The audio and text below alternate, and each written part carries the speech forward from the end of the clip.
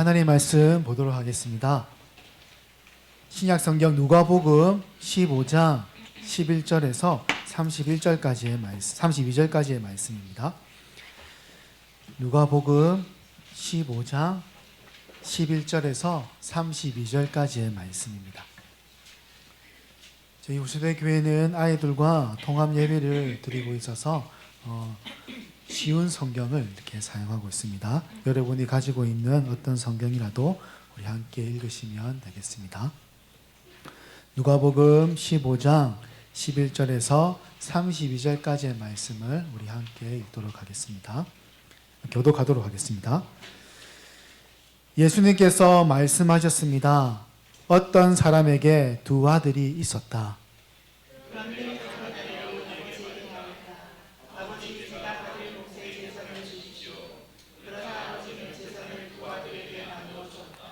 며칠 뒤에 작은 아들은 모든 재산을 모아서 먼 마을로 떠나버렸다.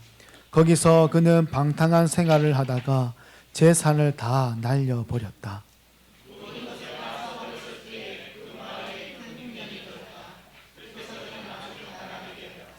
그는 그 마을에 사는 한 사람에게 가서 더불어 살기를 하였다. 집주인은 그를 들판으로 보내 돼지를 치게 하였다.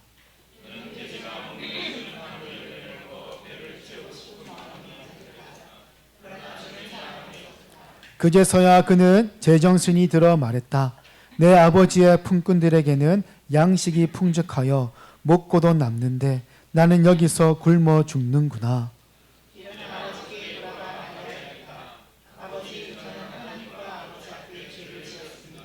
저는 더 이상 아버지의 아들이라고 불릴 자격이 없습니다. 저를 아버지의 품꾼 가운데 하나로 여기십시오.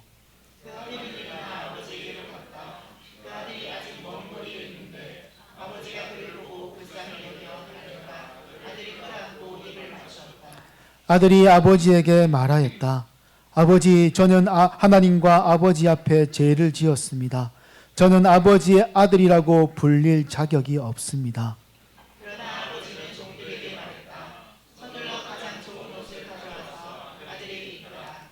또 손가락에 반지를 끼워주고 발에 신발을 신겨라. 그리고 살찐 송아지를 끌고 와서 잡아라. 우리가 함께 먹고 즐기자.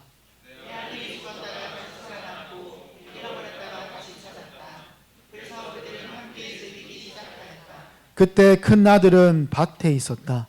그가 돌아와 집 가까이 다가왔을 때 음악 소리와 춤추는 소리를 들었다.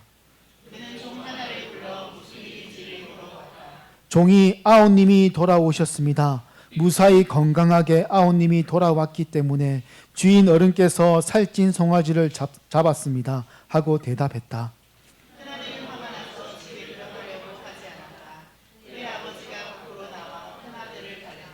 큰아들은 아버지에게 말했다.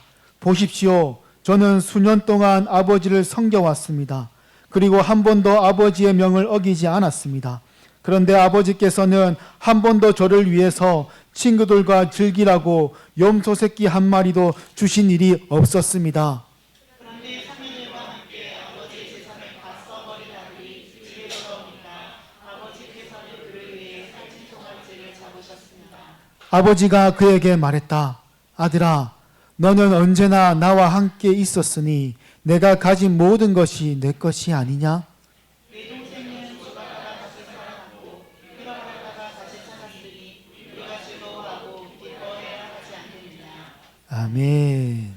사랑으로 용서하고 기다립니다. 라는 제목으로 하나님의 말씀을 증거하겠습니다. 오늘은 특별히 애니메이션으로 한번 준비해 봤습니다. 또 아이들을 위해서 애니메이션으로 오늘 흔히 알고 있는 이 두 아들의 비유에 대해서 우리가 애니메이션으로 한번 준비해 봤습니다. 앞에 불을 꺼주시면 좋겠습니다. 앞에 불만 꺼주시면 되겠습니다. 우리 친구들도 말씀 들을 준비 됐습니까? 네, 우리가 읽었던 내용을 한번 애니메이션으로 보는 겁니다. 시작하도록 하겠습니다. 자, 예수님께서 이 땅에 계실 때 이야기를 통해서 천국의 비밀을 말씀해 주셨습니다. 오늘도 예수님께서 사람들에게 또 한 가지 이야기를 비유로 말씀해 주십니다. 네, 어떤 사람에게 두 아들이 있었습니다. 첫째 아들은 장남답게 아버지의 말씀을 잘 순종하는 사람처럼만 보였습니다.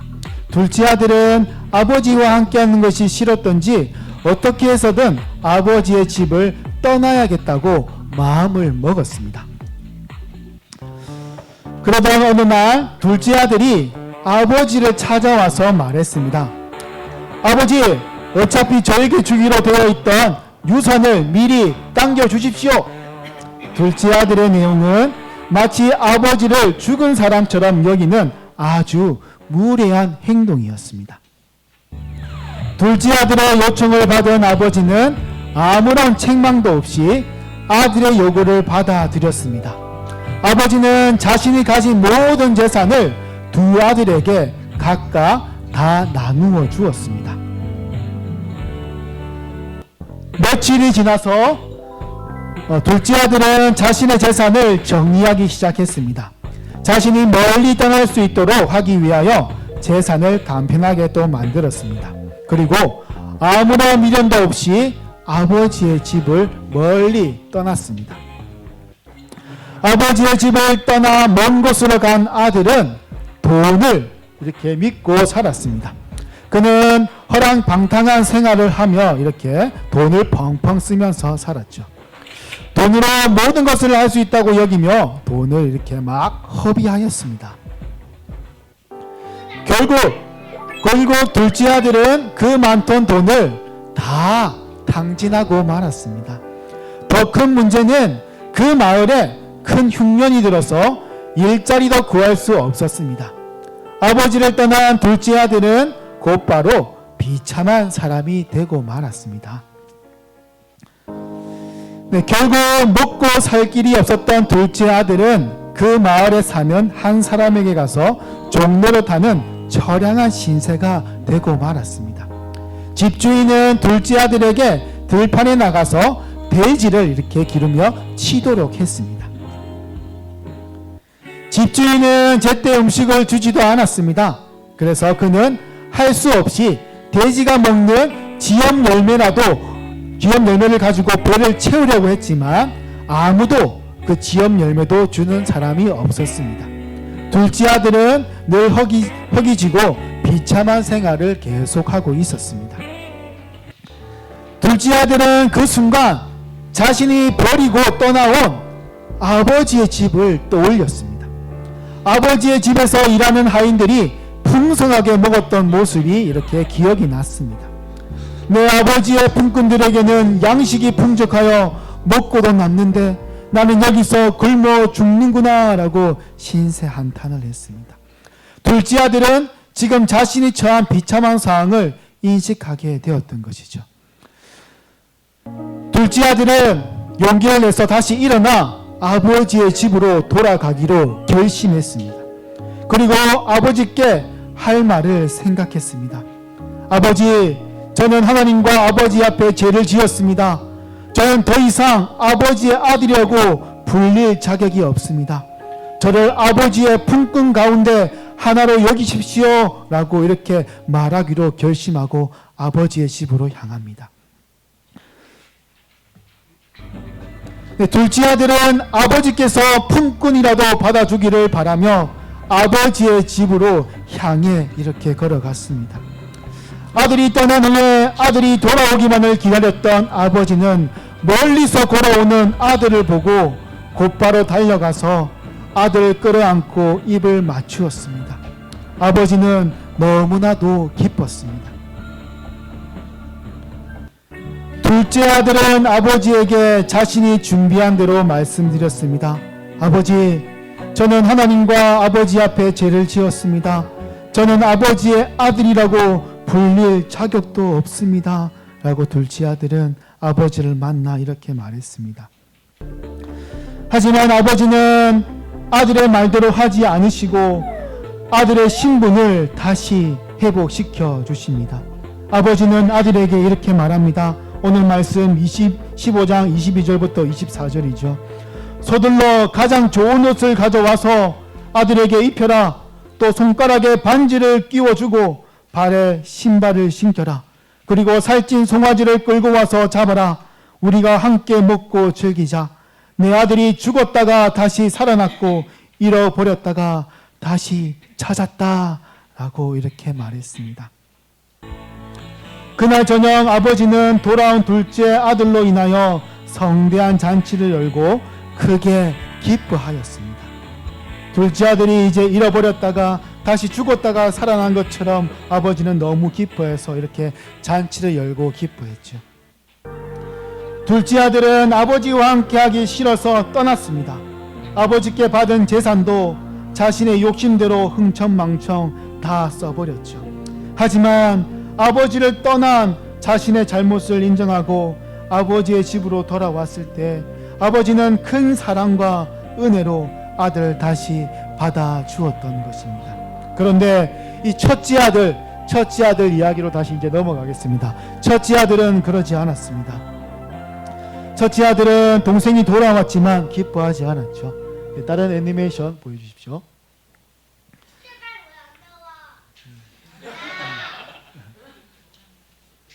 제가 하겠습니다.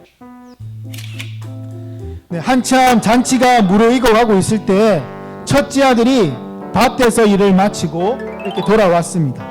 첫째 아들은 항상 아버지의 곁을 지키며 아버지의 뜻대로 살아가는 것처럼 보였지만 그 속마음은 그렇지 않았습니다. 첫째 아들이 집 안으로 들어섰을 때 흥겨운 잔치 소리가 들려왔습니다. 첫째 아들은 이제 종에게 물었습니다. 누구 귀한 손님이라도 왔느냐? 집안에 큰 잔치 소리가 들리는구나 라고 종에게 물어보았습니다. 종은 첫째 아들에게 말했습니다. 동생이 돌아왔습니다. 무사히 건강하게 동생이 돌아와서 주인님께서 살찐 송아지를 잡았습니다. 이 말을 전해 들은 첫째 아들의 얼굴은 대단히 화가 난 얼굴로 바뀌었습니다. 동생이 돌아왔지만 기뻐하는 것이 아니라 오히려 첫째 아들은 매우 화가 났습니다. 첫째 아들은 그 잔치에 들어가지 않기로 마음먹었습니다. 화가 난 첫째 아들은 밖에서 서서 들어가지도 않고 서 있었습니다. 이것을 본 아버지는 밖으로 나가 첫째 아들을 찾아가 함께 잔치를 즐기자고 달래었습니다. 첫째 아들은 아버지에게 화를 내며 말했습니다. 보십시오. 저는 수년 동안 아버지를 섬겨왔습니다. 그리고 한 번도 아버지의 말씀을 어긴 적도 없습니다. 그런데 아버지께서는 한 번도 저를 위해서 친구들과 즐기라고 염소 새끼 한 마리도 주신 일이 없습니다. 라고 이렇게 첫째 아들은 화를 냈습니다. 첫째 아들은 계속해서 동생의 허물을 들추어내며 말했습니다. 그런데 장녀들과 함께 아버지의 재산을 다 써버린 아들이 집에 돌아오니까 아버지께서는 그를 위해 살찐 송아지를 잡으셨습니다. 라고 아버지에게 막 대들며 화를 냈습니다.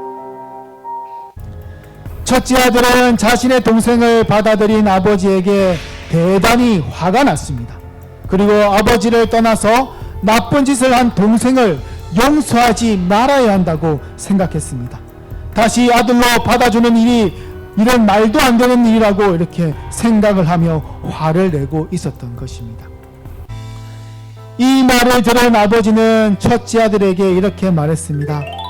아들아, 너는 언제나 나와 함께 있었으니 내가 가진 모든 것이 이미 내 것이다. 하지만 내 동생은 죽었다가 다시 살아났고 잃었다가 다시 찾았다. 우리가 함께 즐거워하고 기뻐해야 하지 않겠느냐? 라고 첫째 아들에게 말했습니다. 첫째 아들은 자신의 동생을 다시 받아들인 아버지의 큰 사랑에 대하여 도리어 화를 냈습니다. 큰 아들은 아버지의 마음을 헤아리지 못했습니다. 고집스럽게 아버지의 뜻에 반대하며 동생을 받아들이지도 않으려고 했던 것이었습니다. 더 나쁜 것은 아버지께 자신의 공을 내세우며 아버지의 사랑을 잘못된 것으로 판단한 것입니다. 그가 참으로 아버지의 마음을 아는 아들이었다면 뛰어들어가서 동생을 안고 함께 기뻐해야만 했습니다. 하지만 이 첫째 아들은 그렇게 하지 못했습니다. 첫째 아들의 모습은 자신들이 가장 거룩하다고 여기고 산 그 바리새인들의 모습과도 같습니다. 그들은 첫째 아들과 같이 예수님께 나와 회개하고 하나님께로 돌아오는 죄인들을 싫어했습니다. 하나님께서 가장 기뻐하시는 일이 무엇인지를 그들은 제대로 알지 못했던 것이죠. 하나님께서 가장 기뻐하시는 일은 잃어버린 둘째 아들이 돌아온 것 같이 하나님을 떠난 한 영혼이 하나님께로 돌아오는 것입니다. 하나님의 자녀가 된 우리는 그들이 돌아왔을 때 함께 기뻐하며 하나님께 영광을 돌려야 하는 것이 마땅하겠죠. 하나님께서는 자기의 잘못을 뉘우치고 돌이키는 죄인에게 자비를 베풀어 주시는 하나님, 사랑의 하나님이십니다. 항상 하나님을 기쁘게 하는 일이 무엇인지 생각하고 행동하며 하나님의 큰 기쁨이 되는 우리 친구들과 성도님들 되시기를 주님의 이름으로 축원합니다. 아멘. 네, 이제 PPT 화면을 보여주시면 되겠습니다. 지금까지 애니메이션으로 우리 예수님께서 두 아들의 비유에 대해서 우리가 보았는데요. 우리 친구들이 주부에 보면은 이제 우리 성도님들도 주부에 보면은 빈칸 채우는 날이 있습니다. 우리 동심으로 돌아가서 우리 한번 채워주시고 우리 친구들도 한번 적으면서 말씀을 따라오면 되겠습니다. 네, 제목은 우리 사랑으로 용서하고 기다립니다. 하나님께서 우리를 사랑으로 용서하고 기다리시는 하나님이시죠. 다음에 들어갈 말들은 무엇인지 한번 찾아봅시다. 다음에 들어갈 말. 무엇 때문에 천국에 갈 수 없습니다. 우리는 맞죠? 우리는 죄 때문에 천국에 갈 수 없고 진심으로 죄를 회개해야 합니다. 그리고 죄를 회개하면 하나님께서 이렇게 용서해 주십니다. 우리 죄 때문에 맞죠? 우리는 다 죄인이에요. 다 의인이 아무도 없어요. 다 하나님 앞에서는 다 죄를 지었어요. 죄를 지어가지고 천국에 들어갈 수 없었는데 그 죄를 해결해 주시는 분이 바로 예수 그리스도죠. 우리의 죄를 또 다 짊어지시고 십자가에 돌아가신 분이 바로 예수 그리스도. 그래서 우리가 그 하나님의 사랑과 그 은혜를 입어서 또 하나님께 회개해야 되겠죠. 회개할 때 하나님께서는 우리의 죄를 용서해 주십니다. 그런데 우리가 회개할 때 용서해 주시는 것이 아니라 하나님이 먼저 우리에게 사랑으로 다가옵니다. 오늘 둘째 아들이 돌아왔을 때 아버지가 먼저 맞죠? 달려가서 안아주고 입을 맞추어 주었죠. 먼저 우리에게 사랑을 베풀고 은혜를 베풀었기 때문에 우리가 또 회개할 수 있게 되는 것이죠. 그래서 우리가 그 은혜를 입고 사랑을 입었을 때 또 회개할 때 하나님께서는 우리를 또 용서해 주시는 하나님이시죠. 그래서 고린도후서 5장 19절에 보면은 하나님께서는 그리스도 안에서 이 세상을 하나님 자신과 화목하게 하셨으며 사람들의 죄를 묻지 않으신다라고 이렇게 말해줍니다. 네, 진섭이와 소진이 왜요? 네, 손 내려야 됩니다.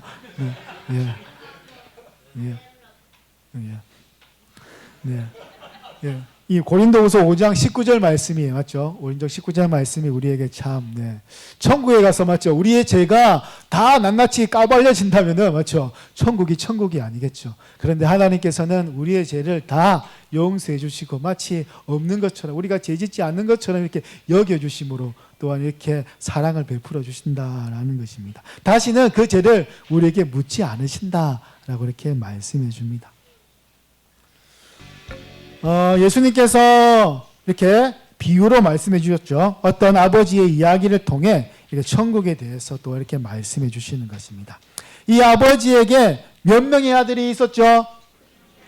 네, 목사님도 두 명의, 저도 두 명의 아들이 있는데, 두 명의 아들입니다. 아들이 있는데, 이렇게 두 명의 아들의 비유에 대해서 이렇게 말씀해 주십니다. 누가복음 15장은 잃어버린 양과 잃어버린 드라크마에 대해서 이야기하는 것처럼 이제 잃어버린 두 아들에 대해서 한 명이 아니라 두 아들에 대해서 예수님께서 지금 비유로 말씀해 주고 있다라는 거죠. 아버지의 상속자가 이제 어느 날 둘째 아들이 아버지에게 어떤 말을 했냐면, 제가 받을 재산을 미리 주십시오 라고, 이제 아버지가 죽으면은 받게 되는 그 유산을 미리 당겨달라고 이렇게 요청을 했습니다. 그 당시 아버지의 상속자가 이 둘이면 재산의 3분의 2는 이제 첫째 맏아들이 차지하고 나머지 3분의 1은 둘째 아들에게 돌아갔습니다. 이제 그 나머지 아버지가 죽었을 때 그 유산 3분의 1을 미리 달라고 지금 둘째 아들이 아버지에게 요구한 것이죠. 아버지가 지금 살아있는데 생전의 유산을 요구한다는 건 아버지가 죽기를 바란다고 말하는 것과 같습니다. 아주 무리한 행동이죠. 아버지가 죽었으면 좋겠습니다 라고 이렇게 말하는 것과 똑같이 아버지의 그 유산을 미리 주십시오, 이렇게 무리한 행동을 둘째 아들이 하고 있다라는 것입니다. 한마디로 둘째 아들의 말은 자신은 아버지의 재산만 원할 뿐 아버지는 싫다는 뜻이기도 합니다. 아버지는 필요 없고 그 재산만 나에게 빨리 물려주십시오 라고 이렇게 말하는 꼴이다라는 것이죠.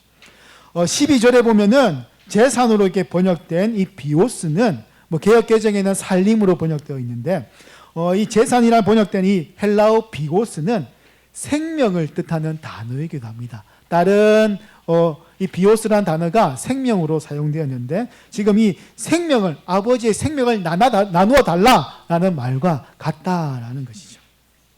이 아버지는 아들로부터 사랑을 거부당한 고통뿐만 아니라, 맞죠? 아버지의 심정은 어땠을까요? 나가 지금 살아있는데, 지금 모조리 살아있는데 그 유산을 물려달라고 하니까 아버지의 심정은 매우 아팠을 것입니다. 그만큼 아들로부터의 그 사랑을 거부당한 것이죠. 그 거부당한 그 고통뿐만 아니라 처참한 명예훼손까지 참고 지금 견디고 있는 것입니다. 대개 우리는 사랑을 거부당하면 화가 나서, 맞죠? 복수하려고 합니다. 우리의 사랑을 거부당하고 하면은 막 복수하는 심이 이렇게 재성이 막 올라오게 되죠. 거부한 사람을 향한 사랑을 최대한 거둬들여 자신의 상처를 줄이려고 하는 행동입니다. 그런데 이 아버지는 아들을 줄곧 사랑하며 그 괴로움을 견딘다는 것이죠. 그 아버지가 그 말을 들었을 때 그냥 막 화를 내는 모습은 없지 않습니까? 그냥 재산을 나중에 나누어 주죠. 그 괴로움과 그 고통을 아버지는 고스란하게, 그 아들로부터의 사랑을 받지 못하면은, 맞죠? 괴로운데 그 사랑을 지금 견디고 있다라는 것입니다. 그래서 집을 떠난 둘째 아들에 대해서, 둘째 아들은 왜 자신의 재산을 미리 달라고 했을까요? 미리 달라고 했을까? 한마디로 아버지는 싫고 아버지를 떠나서 이제 아버지의 그 속박에서 벗어나 아버지를 떠나서 자기의 마음대로 살기 위해서였습니다. 그 재산을 가지고 세상에 나아가면은 이제 자신을 행복하게 살 줄로 생각을 했겠죠.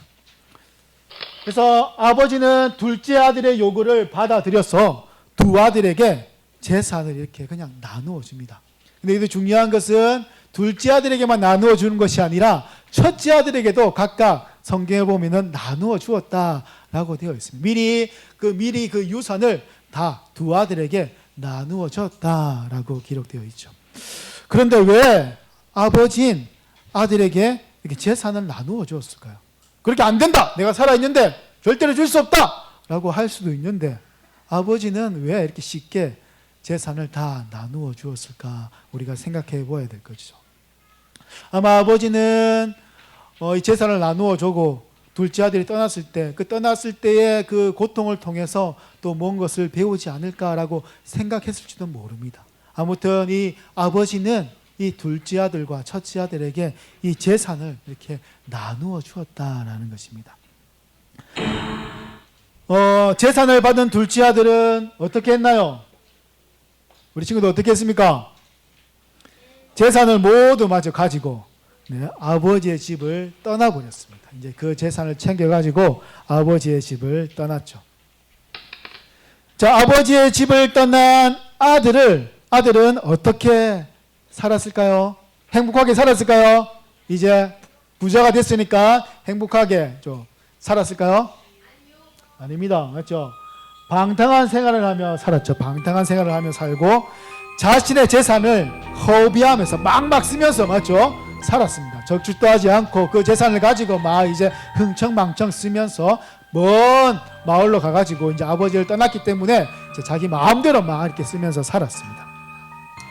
결국 그래서 둘째 아들은 가지고 있는 모든 재산을 다 써버렸어요. 아버지께 받은 그 유산을 양이 엄청났을 건데 그 유산을 다 써버렸어요. 그래서 비참한 사람이 된 것입니다. 비참한 사람이 되었다라는 것입니다.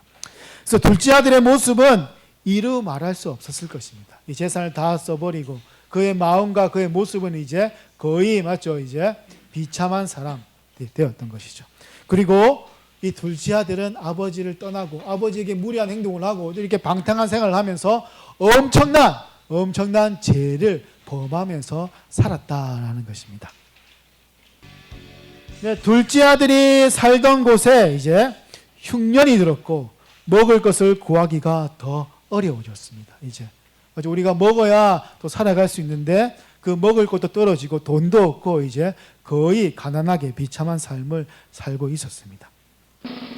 그러니까 둘째 아들은 먹을 것을 구하기 위해 어떻게까지 했나요? 네, 맞죠. 다른 사람의 종이 되었어요. 원래 아버지 집에서는 아들이었는데 지금은 뭐 재산을 다 허비하고 다른 사람의 종이 되고 말았습니다. 그리고 들판에서 돼지들을 돌보는 그런 일을 했습니다. 그리고 돼지가 먹는 지엽 열매로 배를 채우려고 했죠. 먹을 것이 없다 보니까 이렇게 비참하게 되었다라는 것입니다. 여기서 지엽 열매라는 것은 구주 콩나무, 콩 같은 걸 말하는데 캐롭나무라고도 합니다. 여기서 나오는 콩은 돼지나 당나귀의 여물로만 사용되었습니다. 사람들이 잘 먹지 않았어요. 이런 것을 돼지나 또한 당나귀의 사료로 지금 사료로 사용되었죠. 이처럼 유대인들에게는 맞죠? 돼지는 타락의 상징이었습니다. 저는 돼지고기를 좋아하는데 그 당시 사람들은 돼지를 고기를 먹지 않았어요. 타락의 상징이었기 때문에 돼지고기를 먹지 않았어요. 그리고 유대인들이 아무리 타락해도 배가 고파도 돼지가 먹는 지엽 열매를 먹는 것은 상상할 수도 없는 일이었어요. 그런데 이 둘째 아들은 너무나 비참하게 변해버리니까 그 아무도 상상할 수도 없는 그 지엽 열매라도 내가 먹어야겠다라고 생각했지만 아무도 그 지엽 열매조차 돼지가 먹는 돼지 사료조차 주지 않았다라는 겁니다. 저에게도 두 아들이 있는데 두 아들이 아무리 배가 고파도 간식을 안 줘도 집에 고양이가 있는데 고양이 사료는 먹지 않습니다. 예, 그것처럼 이거는 상상할 수 없는 일인데 네, 예전에 한번 먹은 적이 있어요. 맛이 어떤가 한번 보서 진섭이가 한번 먹은 적은 있는데 맛있다고 했었습니다. 네. 이처럼 돼지가 먹는 사료는 우리가 먹지 않는 것처럼 그 당시에 이 타락의 상징이고 이 돼지가 먹는 이 음식을 먹는 것은 아주 비참한 상태를 말하는 거겠죠. 하지만 이 둘째 아들은 그런 상태가 되어가지고 내가 지엽 열매라도 먹어야겠다라고 했습니다. 하지만 16절 말씀처럼 주는 사람은 아무도 없었다라는 것이죠. 이제 그제서야 이제 비참하게 살던 둘째 아들은 정신을 차립니다. 누구를 생각했나요? 네, 누구를 생각했을까요? 맞습니다. 아버지를 생각하게 됩니다. 이 아버지를 떠올리는 것도 또 주님 하나님의 은혜이긴 한데 아버지를 떠올리게 된 거죠. 둘째 아들은 아버지의 집의 품꾼들은 양식을 배불리 먹고 있으니 나를 아버지의 품꾼으로 써달라고 해야겠다라고 아버지의 집에 돌아가면 먹을 것이 많은데 라고 이렇게 생각을 했다는 것입니다. 그제서야 둘째 아들은 정신을 차리는 것이죠. 그제서야 정신이 들었다라고 17절에 말씀해 주고 있죠. 집으로 다시 돌아간 둘째 아들은 아버지에게 무엇이라고 했나요? 무엇이라 할 거라고 이렇게 생각했을까요? 맞죠? 제가 아버지와 하나님 앞에 죄를 지었습니다. 미리 말할 것을 생각해 갔습니다. 그런데 아버진 둘째 아들이 이제 멀리서 걸어오는 모습에 시야에 들어오자 아버지가 어떻게 했을까요? 이놈 혼내줘야겠다라고 생각했을까요? 아닙니다. 아버지가 그를 보고 달려갑니다. 아버지가 그를 보고 달려가는 장면입니다. 뭐 우리나라도 옛날 조선시대에는 양반은 달리지 않는다라는 말이 있지 않습니까? 근데 그 당시 유대인들도 뭐 달리지 않는 말이 있는데 그 아들을 보고 이제 오매복만 기다리던 그 아들을 보고 달려가게 되는 것이죠. 아직 둘째 아들이 멀리 있었지만 아버지는 날마다 둘째 아들이 돌아오기만을 기다리고 있었던 것입니다. 아버지가 뭐 우연히 다른 일을 하다가 둘째 아들이 본 것이 아니에요.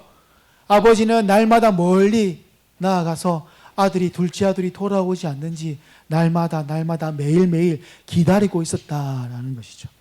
그 기다리던 세월이 얼마나 흘렸는지 모르지만 기다리던 그 둘째 아들이 돌아오는 것을 본 것이죠. 그래서 너무나 기뻐서 아버지는 이렇게 둘째 아들을 향해서 달려갔다라는 것입니다. 그래서 아버지는 둘째 아들에게 달려가서 아들의 말을 먼저 들은 것이 아니에요. 아들이 잘못했습니다 말을 먼저 들은 것이 아니라 성경을 보면은 먼저 그 아버지는 아들에게 달려가서 아들을 꼭 끌어안고 입을 맞춥니다. 아버지가 얼마나 기다렸는지, 그리고 그 사랑을 먼저 그 아들의 말을 듣기 전에 그 사랑을 아들에게 지금 보여주고 있는 것이죠. 아버지의 이런 사랑에 이 둘째 아들은 아마 깜짝 놀랐을 것입니다. 내가 죄를 지었는데 아버지는 여전히 나를 사랑하시고 나에게 은혜를 베푸시고 끌어안아 주시고 또 입을 맞추시니까 그 아들은 아마 깜짝 놀랐겠죠. 그래서 아버지는 둘째 아들에게 이렇게 말합니다. 좋은 옷을 가지고 와서 손에 반지를 끼워라. 그리고 발에 신발을 신기고 송아지를 잡아 잔치를 열어라. 내 아들이 죽었다가 다시 살았고 잃었다가 다시 찾았다 라고 이렇게 말하면서 종들에게 잔치를 열라고 시킨 것이죠. 그래서 옷을 입히는 것을, 그리고 반지를 끼우는 것, 그리고 신발을 신기는 것은 어떤 행동이냐면은 이제 완전하게 이제 아들로서 다시 받아주겠다, 신분을 다시 회복시켜 주겠다라는 그런 행동 되겠습니다. 아버지는 아들에게 자백할 교를조차 주지 않고 그 사랑을 보여주었죠. 회개가 아버지의 사랑을 유발한 게 아니라 오히려 거꾸로입니다. 아들이 회개했을 때 아버지에게 안아준 게 아니죠. 맞죠? 먼저 아버지는 안아주고 입 맞춰주고 기뻐했습니다. 아버지의 아낌없는 애정 덕분에 아들이 참회를 표현하기가 훨씬 더 쉬웠을 것입니다. 아들은 먼저 마음을 먹고 왔겠지만은 그래도 아버지 앞에 맞짱 섰을 때 두렵고 내가 이렇게 말을 해도 되나 그 두려움이 있을지도 모릅니다. 하지만 그 두려움을 싹 날려버리는 아버지가 먼저 그 사랑과 은혜를 아들에게 보여주셨다라는 거죠. 하나님의 사랑은 바로 이런 사랑이죠. 우리가 회개하도록 이끌어내십니다. 우리가 회개했을 때 우리를 사랑하는 것이 아니라 우리가 회개하기 전에도 먼저 하나님은 우리를 사랑하시고 은혜를 베푸시고 그 사랑으로 인해서 우리가 또한 더 눈물을 흘리면서 하나님 앞에 회개하는 역사가 일어나고 하나님께 돌아가 그 말씀대로 살아갈 수 있는 또한 새 힘을 얻게 되는 것이죠.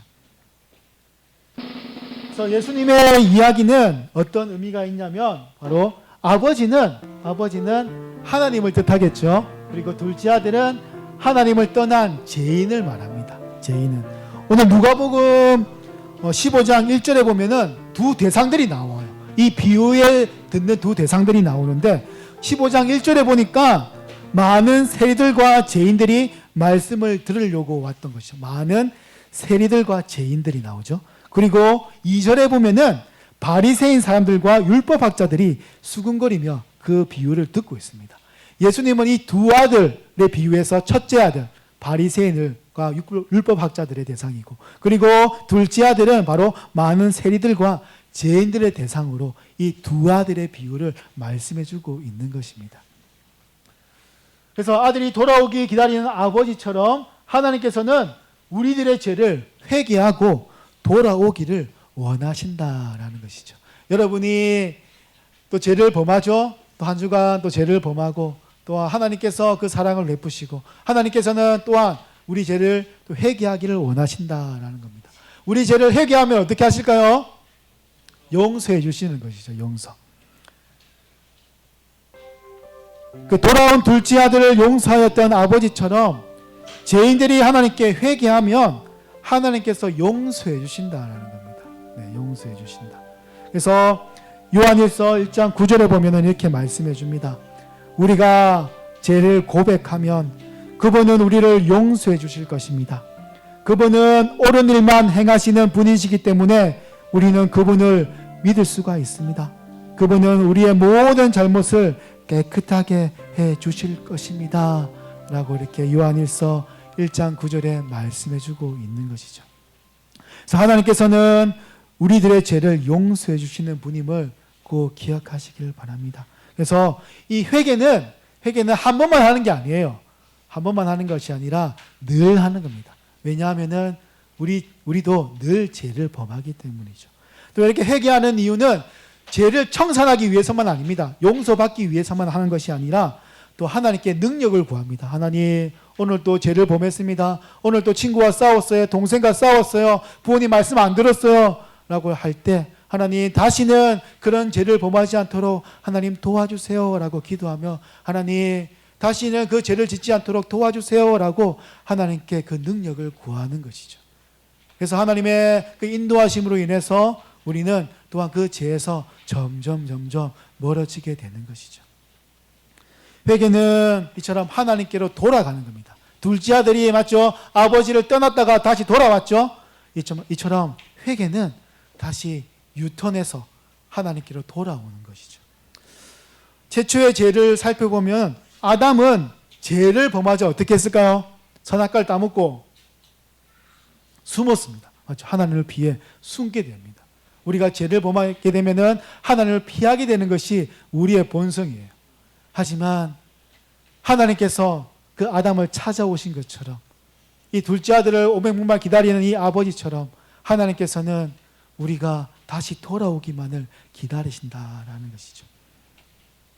그래서 우리는 죄를 범할 때 하나님을 피하게 되지만 다시 하나님께로 돌아가야 한다는 것이 진정한 회개가 되는 것이죠. 죄를 범한 대상에게 돌아가는 겁니다.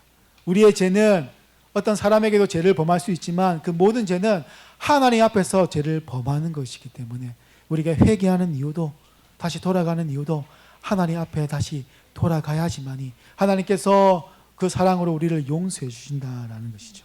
그래서 회개는 우리의 행동을 돌이키는 것까지, 단지 기도를 하나님 잘못했습니다라는 것이 회개가 아니라 어떤 범죄를 했다면, 잘못을 했다면 그것을 다시 하지 않는 것까지가 회개라는 것을 우리는 기억할 필요가 있겠습니다. 그래서 하나님께서는 우리들의 죄를 용서해 주시는 분이시다라는 겁니다. 우리가 진정으로 하나님께 돌아갈 때 하나님은 우리의 죄를 용서해 주시는 분이시다라는 겁니다. 이제 둘째 아들의 이야기에서 첫째 아들 한번 볼까요? 첫째 아들. 자, 둘째 아들을 위한 잔치가 열리고 있을 때 첫째 아들이 밭에서 일을 마치고 집으로 이제 돌아왔습니다. 첫째 아들은 이제 밭에서 열심히 일을 하는 그런 사람이었죠. 둘째 아들이 돌아온 것과 잔치가 열리게 된 것을 종에게 듣게 된 첫째 아들은 함께 기뻐했을까요? 아, 내 동생이 돌아왔네? 기뻐했을까요? 아닙니다. 네. 첫째 아들은 오히려 기뻐하는 것이 아니라 맞죠? 화를 내었고 잔치에 참여하지 않았습니다. 네. 아니, 자기 친동생이 돌아왔는데 당연히 기뻐해야 되는데 맞죠? 이것이 네, 당연한 이치인데 그렇게 하지 않고 오히려 화를 냈습니다. 자, 아버지를 떠나서 죄를 짓고 돌아온 동생을 매우 못마땅하게 생각했다라는 것이죠. 첫째 아들은 친동생이 죽었다가 다시 돌아왔는데, 잃어버렸다가 다시 찾았는데 기뻐하지 않습니다. 마치 형제끼리 싸우는 꼴이 낸 거죠. 오히려 화를 내고 있습니다. 왜 동생이 돌아왔는지 막 화를 내고 있죠. 첫째 아들이 아버지의 유산을 받았지만 떠나지 않았던 이유가 무엇일까요? 앞서 말씀드린 대로 그 아버지는 첫째 아들에게도 유산을 주었습니다. 그런데 떠나지 않았습니다. 아마 이 첫째 아들은 동생이 떠났고 이제 유일한 상속자가 되었다고 생각했는지도 모릅니다. 아버지가 죽으면 이제 그 유산을 자신이 또 다 받을 것이라고 생각했을 수도 있습니다. 이미 받았지만 또한 남은 기간에 열심히 자신이 일해가지고 그 재산을 불려놓으면은 이제 아버지가 죽었을 때는 그 재산이 다 내 것이 되지 않을까라고 생각했는지도 모르죠. 왜냐하면은 이제 둘째 아들, 자기 동생은 이제 떠나고 없기 때문입니다. 아마 그런 이유 때문에 동생이 다시 돌아왔던 소식을 듣고 화를 내고 있는지도 모르는 것이죠. 첫째 아들은 아버지에게 무엇이라고 했습니까? 그러면은 저는 오랫동안 아버지께 순종하였습니다. 저를 위하여 염소 새끼 한 마리도 주지 않았습니다. 라고 이렇게 화를 냈죠. 동생이 돌아왔을 때는 살찐 송아지를 잡더니 나에게는 염소 새끼 한 마리도 주지 않더니 왜 이렇게 합니까? 라고 이렇게 아버지에게 버럭 화를 내고 있다라는 것이죠. 아버지는 첫째 아들에게 또 어떻게 말했냐면은 너는 나와 함께 있으니 내가 가진 모든 것이 이미 내 것이다. 내 동생은 죽었다가 다시 살았고 잃었다가 다시 찾았다. 우리가 함께 즐거워하고 기뻐해야 한다. 라고 아버지는 동생이 돌아온 것을 우리는 당연히 마땅히 기뻐하고 또한 즐거워해야 한다. 라고 말씀해주고 있는 것이죠. 앞서 말씀드린 대로 이 첫째 아들은 바리새인과 율법학자들, 그리고 이 둘째 아들은 지금 세리들과 그 수많은 죄인들, 이방인들을 표현하는데, 지금 그 사람들과 예수님을 만나고 또 같이 식사하고 하니까 이 율법학자들과 바리새인들이 좋아하지 않으니까 예수님은 이런 말을 하면서, 당연히 그들을 또 사랑하는데 그들이 하나님께 돌아오는 것을 기뻐해야 되는데 너희는 그러지 않았다라고 말하고 있는 것과 마찬가지죠. 이 첫째 아들은 그 성경을 보면은 아버지를 한 번도 아버지라고 부르지 않습니다.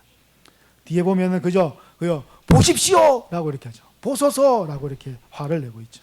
그리고 둘째 아들은 아버지를 아버지라 부르고 다시 돌아왔을 때는 나의 아버지라고 이렇게 헬라어로 보면은 그렇게 나와 있습니다.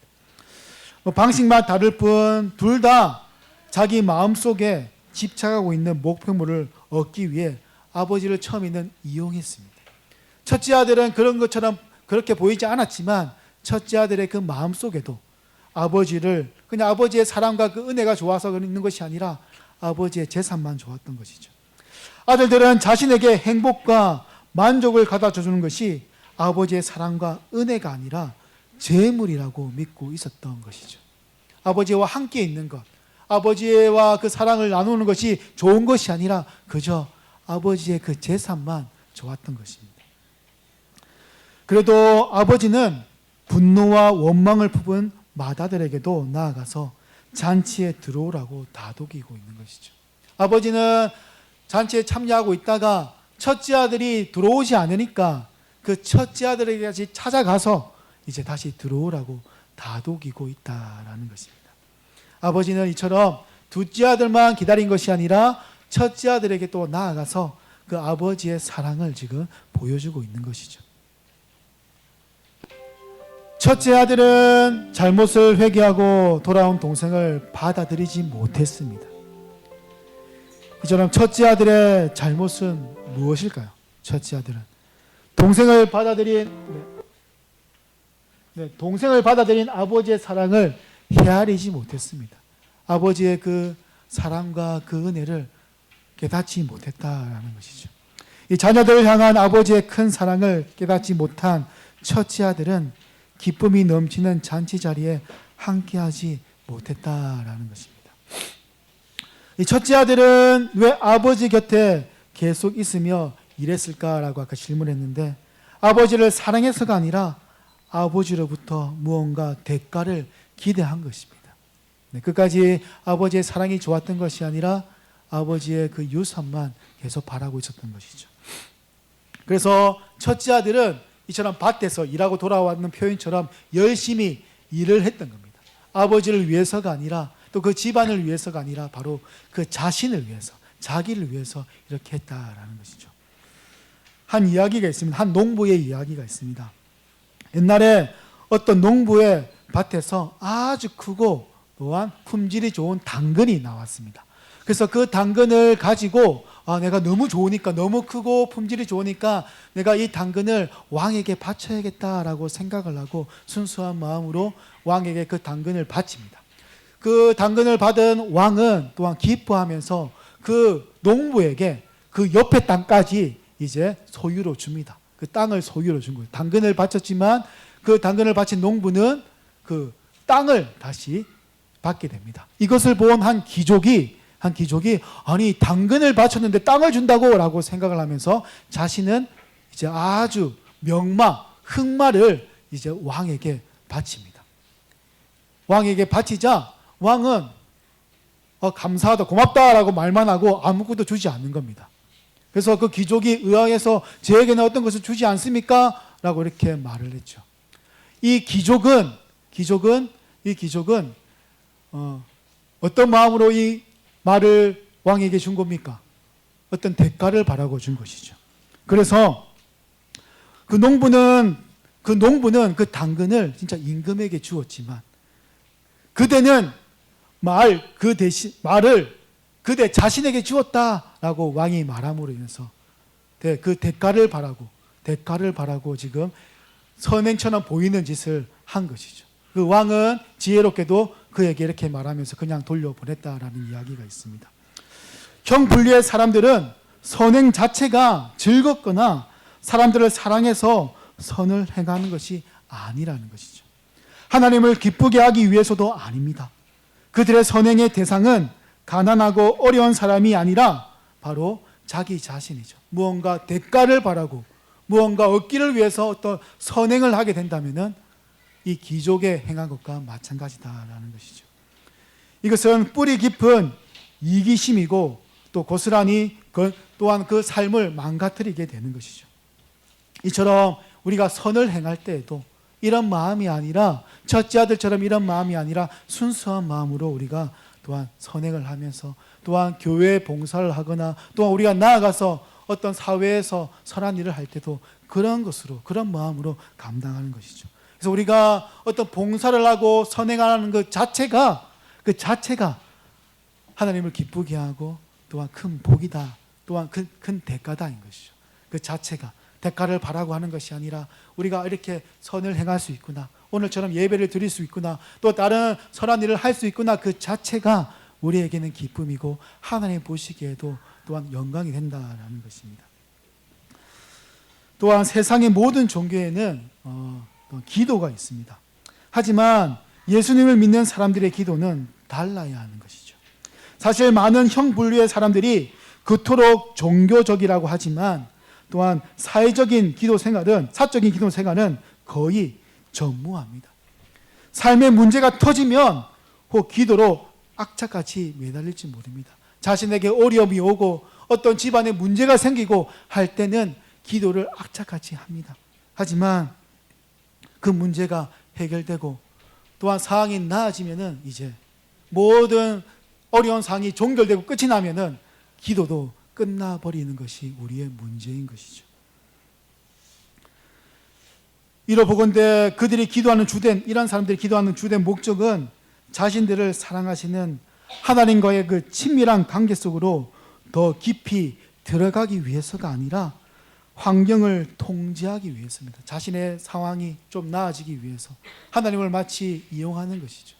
첫째 아들과 둘째 아들이 아버지의 재산만 좋아한 것처럼 그 아버지의 그 능력만 우리가 받아서 이 땅에서 그냥 평화롭게 살기 위한 하나의 방편일지도 모릅니다. 그런 것이 아니라 우리의 기독교의 기도는 하나님과 첫째 목적이 하나님과 친밀한 관계를 위해서인 거죠. 물론 우리의 상황과 어려운 문제를 하나님께 호소할 수도 있습니다. 하지만 그 모든 상황이 끝났다고 해서 기도가 끝나는 것이 아니라 더욱더 우리는 그 사랑을 베풀어 주신 하나님께 감사하며 날마다 기도의 자리, 예배의 자리에 나아가야 되는 것이죠. 그래서 첫째 아들은 그 잔치에 참여했을까요? 첫째 아들은요? 네. 그 결말은 열린 결말로 끝납니다. 네. 참여했는지는 모르죠. 뒤에 참여했을 수도 있고 참여 안 했을 수도 있습니다. 열린 결말로 끝나게 됩니다. 저는 이 결말을 바울이 보여주는 것으로 생각했습니다. 바울은 바리새인 중에 바리새인이었고 또한 많은 학문을 또 배웠고 또한 그 삶이 보면은 이제 다메섹 도상에서 예수님을 만나게 되죠. 예수님을 만나게 된 이후 마치 첫째 아들 같았던 바울이 돌아서게 됩니다. 돌아서게 되는 것처럼 우리의 삶 또한 우리 그리스도인들 중에도 뭐 첫째 아들 같은 사람이 있을 것이고 둘째 아들 사람이 있을 수도 있습니다. 하지만 하나님께서 우리를 끝까지 사랑하시고 그 결론, 열린 결말으로 끝나는 이유 또한 뭐 다양한 이유가 있겠지만 그들이 돌아오기만을 간절히 바라는 하나님의 은혜와 사랑이 담겨 있다라는 것이죠. 그래서 아버지의 말, 오늘 본문 아버지의 말을 보면은 이렇게 끝나죠. 31절과 32절에 아버지가 그에게 말했다. 아들아, 너는 언제나 나와 함께 있었으니 내가 가진 모든 것이 내 것이 아니냐? 내 동생은 죽었다가 다시 살아났고 잃었다가 다시 찾았으니 우리가 즐거워하고 기뻐해야지 않겠느냐? 라고 이렇게 아버지가 마지막 그 두 아들의 비유에서 이렇게 말씀해주고 있는 것이죠. 자녀들이 사랑했던 아버지에게 가장 큰 기쁨은 잃어버린 아들이 다시 아버지께로 돌아오는 것이었습니다. 하나님께서 가장 기뻐하시는 것도 하나님을 떠났던 죄인들이 죄를 회개하고 다시 하나님께로 돌아오는 것이죠. 우리들의 죄를 회개하고 하나님의 말씀대로 살아갈 때 하나님을 기쁘게 할 수 있게 되는 것입니다. 그래서 하늘에 계신 우리 아버지, 그 아버지, 하나님은 그 잔치는, 하나님이 열리는 그 잔치는 이미 시작되었습니다. 아버지는 우리를 기다리시고 찾아오시고 또한 사랑하신다는 것이죠. 이제 그곳으로 돌아가 그 은혜와 사랑을 우리는 또한 누려야 되겠죠. 교회만 출석한다고 해서 그 사랑을 다 누린다고 할 수는 없습니다. 온전히 하나님께 그 말씀을 배우고 온전히 하나님을 그 사랑과 그 은혜를 체험하고 나아갈 때 우리는 하나님의 온전한 그 사랑을 또한 누릴 수가 있게 되는 것이죠. 그래서 예수님은 제자들과 늘 식사하시고 죄인들과도 함께 식사했습니다. 하나님의 그 예수님의 그 사역에서 식사는 빼어놓을 수가 없는 것이죠. 또 부활 후에도 예수님은 제자들과 함께 식사를 합니다. 이렇게 식사하는 장면이 많이 기록된 이유가 분명히 있겠죠. 우리는 훗날 천국 잔치에 참여하여 그 영광과 기쁨을 누리게 되는 것이죠. 이미 천국에는 그 잔치가 열리고 있습니다. 우리가 첫째 아들처럼 계속 그 하나님의 복음을 거부하고 계속 떠나 있다면, 그 마음이 떠나 있다면 그 잔치에 참여할 수가 없을 것입니다. 요한계시록 22장 20절에 이것들을 증언하신 이가 이르시되 내가 진실로 속히 오리라 하시거늘 아멘 주 예수여 오시옵소서. 예수님이 다시 오실 때 우리는 그 천국 잔치에 참여하게 될 것입니다. 예수님은 언젠간 다시 오십니다. 구약에서 그 메시아를 기다렸던 것처럼 우리 또한 이 땅에서 지금 이 순간순간마다 앞으로 살 동안에도 다시 오실 예수님을 기다리며 경건을 지키면서 찾아오시는 다시 오시는 그 주님을 날마다 바라보면서 소망하면서 살아가야 되는 것이죠. 그래서 우리의 삶이 또한 천국 잔치를 기다리며 하나님의 찾고 하나님의 사랑을 누리는 인생길이 되어서 정말 하나님이 다시 오실 때, 예수 그리스도가 다시 오실 때 그 천국을 또한 맛보며 살아가고 또한 그 예수님이 다시 오셨을 때 그 천국의 잔치에 참여하면서 기뻐하고 즐거워하는 우리 성도님들 되시기를 주님의 이름으로 축원합니다. 아멘. 그 사랑과 그 용서와 그 은혜가 우리에게도 함께 있는 줄 믿습니다. 지금도 우리를 찾아오셔서 우리가 하나님 앞에 가기 전에 먼저 하나님께서 우리에게 은혜를 베푸시고 사랑을 베푸신 그 하나님, 우리의 눈물과 또한 우리의 아픔을 닦아주시고 우리를 꼭 깨어나주시는 그 하나님의 사랑을 날마다 느끼며 또한 그 사랑을 날마다 누리며 나아갈 수 있도록 주님 붙들어 주시옵소서. 우리의 후세대 교회가 더욱더 하나님의 뜻을 이루며 기뻐하는 교회가 될 수 있도록 주님 이끌어 주시옵소서. 예수님의 이름으로 기도드립니다. 아멘.